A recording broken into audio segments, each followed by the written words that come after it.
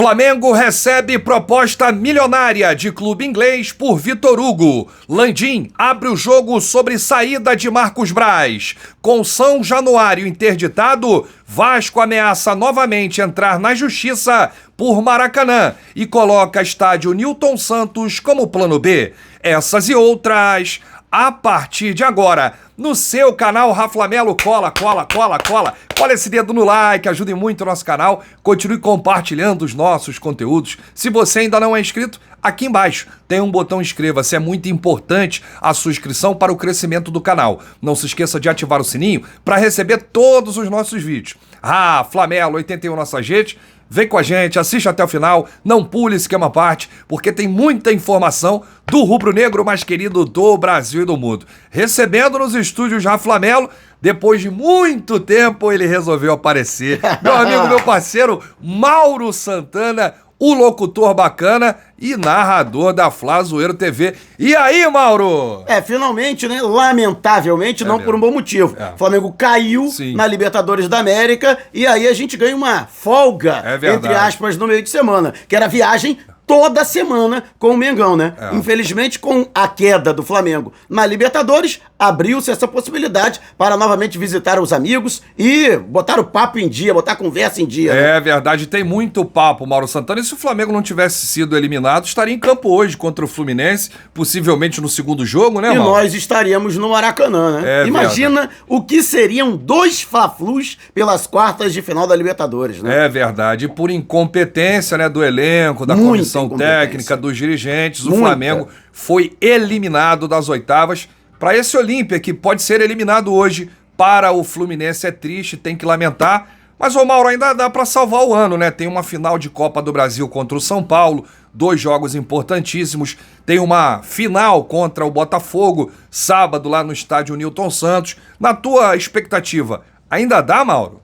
Olha, salvar o ano não tem como. O ano já tá comprometido. Agora, tem como você amenizar o sofrimento do torcedor rubro-negro. É verdade. Isso sim, porque foram muitos os vexames. Uma conquista de Copa do Brasil, por mais que seja importante, além da premiação milionária, a vaga para a Libertadores, lógico que não vai aplacar todas as decepções ao longo de 2023. Mas lógico, e até você mencionou a situação envolvendo o Botafogo, né? Muita gente, não, mas não dá mais para o Flamengo. Não interessa. Ainda que o Flamengo já não tivesse mais chances matemáticas, ainda tem, remotas. Mas mesmo que não tivesse, salário em dia, os maiores salários do futebol brasileiro, estrutura, CT, com condições nível de Europa, né? Voo fretado, né? Os melhores hotéis durante as viagens. Elenco milionário. Então, os jogadores têm obrigação de darem o seu melhor. Não interessa o que tá valendo. Verdade. Vestir o manto sagrado, amigo, tem que correr, tem que dar o suor, tem que dar o sangue, tem que comer a grama. Como diz a torcida aí nos estádios, né? Não é mole não. Pra jogar no Mengo tem que ter disposição. Nós queremos respeito e comprometimento.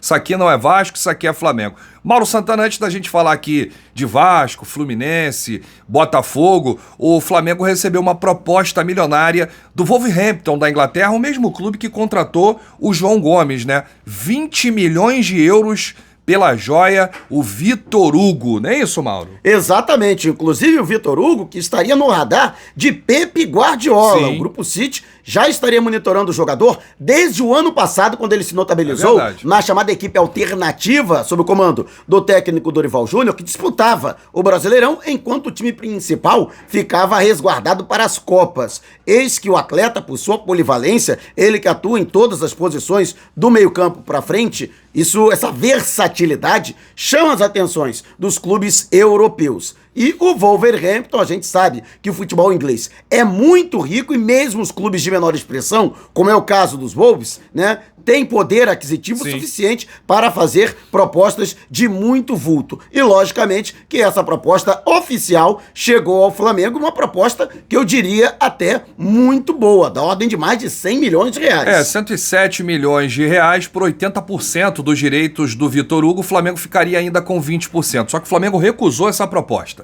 Por enquanto não tem conversa por esses valores. Se o Wolverhampton resolver aumentar a proposta, de repente essa negociação vai seguir, mas por hora está encerrada. 2 coisas chamaram a atenção nessa informação do GE, Mauro Santana. A primeira é que o futebol inglês está olhando para o Flamengo. após o João Gomes ir para o Wolverhampton, o Matheus França ir para o Crystal Palace, alguns clubes aí demonstraram interesse no Pedro, o próprio Fulham. O Paquetá, que está no West Ham da Inglaterra. Está muito bem no West Ham, né? Teve aí o interesse do próprio Pep Guardiola para o Manchester City. Então o Flamengo parou de ser aquele clube olhado para o futebol espanhol, para o futebol alemão, né? Acabou de vender um goleiro aí do Sub-20 para o Eintracht Frankfurt. Então é muito importante isso, porque hoje é a principal praça do futebol mundial, acho que é o futebol inglês, né? A Premier League. Então vários clubes da Inglaterra de olho aí nas joias rubro-negras. Esse é o primeiro detalhe dessa matéria. E o segundo é que o Vitor Hugo não quer ir para o futebol inglês ou para qualquer outro lugar da Europa, porque ele quer ser ídolo do Flamengo, Mauro Santana. Inclusive, isso está na matéria. O staff do Vitor Hugo trabalha muito bem nesse sentido. Ele foi campeão da Libertadores com o Flamengo, campeão brasileiro, mas ele quer ser destaque. Ele quer ser campeão sendo titular, jogando bola, representando e ajudando o Flamengo dentro de campo. Ele que tem um inglês fluente, acho que se fosse qualquer outro jovem, pensaria diferente, né? Europa, Inglaterra, estarei com os galácticos do futebol mundial, e o Vitor Hugo tem um pensamento diferente, porque ele busca essa idolatria no Flamengo. Inclusive a gente até usa como um contraponto o próprio João Gomes, que no início do ano pediu para ser negociado. Sim. Para que o Flamengo facilitasse a sua saída. Só que o João Gomes já era titular absoluto, consagrado como titular do Flamengo, campeão da Libertadores e da Copa do Brasil no ano anterior, e já contava com 21 anos. Não é o caso do Vitor Hugo, que tem 19, e na cabeça do Vitor Hugo ele ainda pode maturar um pouco mais, pode amadurecer um pouco mais no futebol brasileiro. Eu acredito que esse seja o pensamento dele, até porque, dessa forma, sendo titular, alcançando uma situação técnica melhor, ele pode vislumbrar ir para a Europa não apenas para fazer figuração, mas para, quem sabe, ir para um grande clube, um gigante. A gente sabe que o Wolverhampton, apesar de ter dinheiro, não está na primeira prateleira da Europa, talvez esse também seja o desejo do Vitor Hugo, ir direto para um gigante europeu e em condições de brigar por posição, já chegar e sendo incorporado ao elenco principal e não ser emprestado ou ser colocado em uma equipe alternativa ou sub-21, como seria o caso do Vitor Hugo. Outro detalhe, Mauro Santana, é que o Vitor Hugo vem sendo o 12º jogador, né, do Sampaoli. Ele é quase um titular dessa equipe rubro-negra.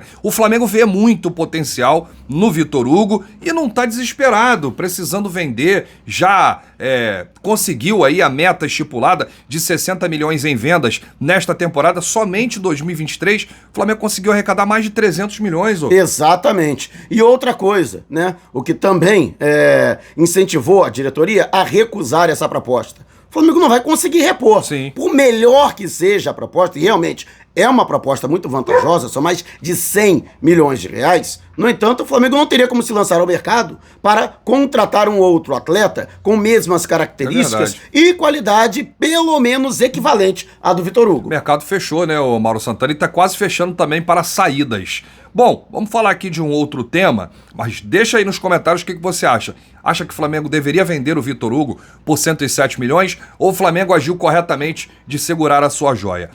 Um dos principais assuntos aí, Mauro Santana, bastidores de crise, Braz, Landim. Aliás, o Braz tem sido o cara mais criticado pela torcida nesse momento chave da temporada, um ano que a gente acumulou insucessos, e aí o torcedor fica naquela, né? Será que existe a possibilidade do Braz ser demitido? O Landim tá dando respaldo pro Sampaoli, mas também vai dar respaldo pro Marcos Braz? Parece que o Landim quebrou o silêncio e abriu o jogo sobre uma possível saída do dirigente, né, Mauro? Deixando muito bem claro que não se usa o termo demissão. Sim. Até porque ele não é funcionário do Flamengo. Ele ocupa um cargo de confiança. Ele é o vice-presidente de futebol, cargo para indicação direta do presidente do clube. Ou seja, ele é considerado um homem de confiança do próprio Rodolfo Landim. O termo correto seria exoneração, né? Pode ocorrer de duas formas. Ou o próprio integrante do cargo pedir o seu afastamento, ou o afastamento partir do presidente. Só o presidente contrata e só o presidente pode afastar do cargo. São essas as premissas para a vice-presidência de futebol. E a gente sabe, né? O Braz, ele funciona como uma espécie de anteparo, como uma espécie de para-raio do Landim, que já vem recebendo bastante pedrada. Imagina se não tivesse o Braz para dividir, no mínimo, essa responsabilidade com ele. O Braz é como se fosse um escudo do Landim, né? Isso. Ele vai recebendo ali tudo o que acontece de errado,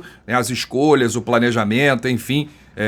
E aí acaba pegando mais no Braz do que no próprio Landim. Mas você citou aí duas coisas. Ou o Braz pedir para sair, ou o Landim exonerá-lo. Nenhuma das duas vai acontecer, né, Mauro? Nenhuma das duas. Inclusive, o próprio Braz também se manifestou no sentido de que ele não pretende deixar o cargo, de que ele deixa essa condição para o Landim. Ele confia plenamente no relacionamento que ele tem com o presidente do clube e realmente não existe qualquer ruído entre ambos, mas a gente sabe que há um desgaste muito grande, inclusive interno, né, do Braz com o maior ídolo recente da história do Flamengo, que é o Gabigol, que é outro que também já não é mais unanimidade entre a nação rubro-negra.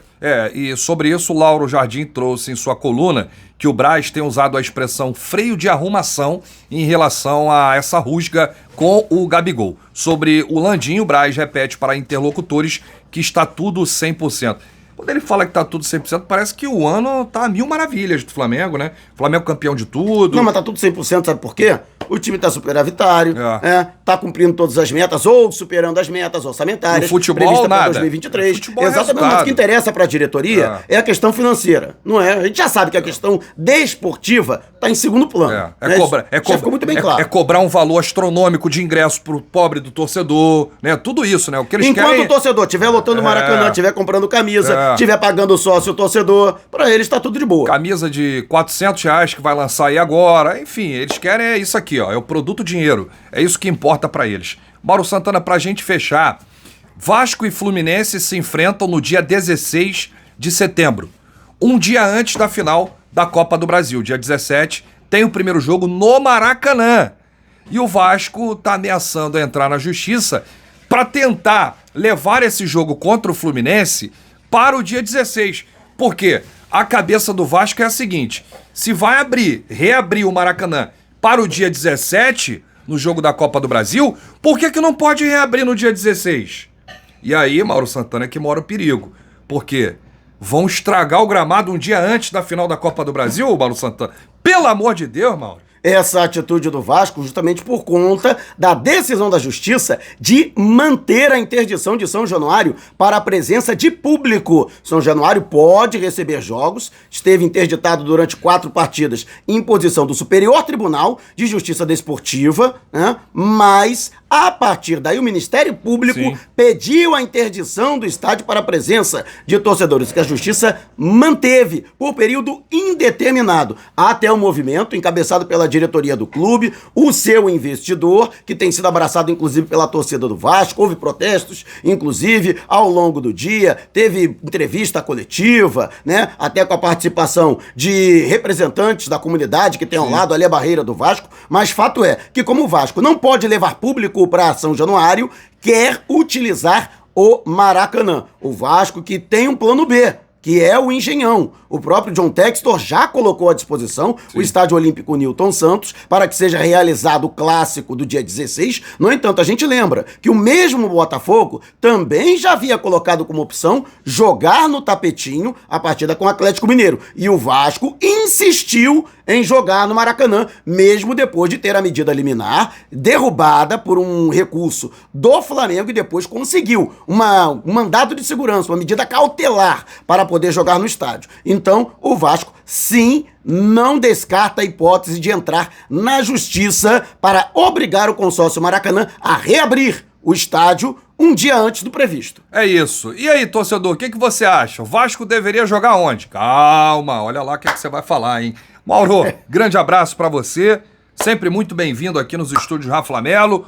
Não some não, aparece. Vamos com tudo, porque isso aqui é Flamengo. Valeu!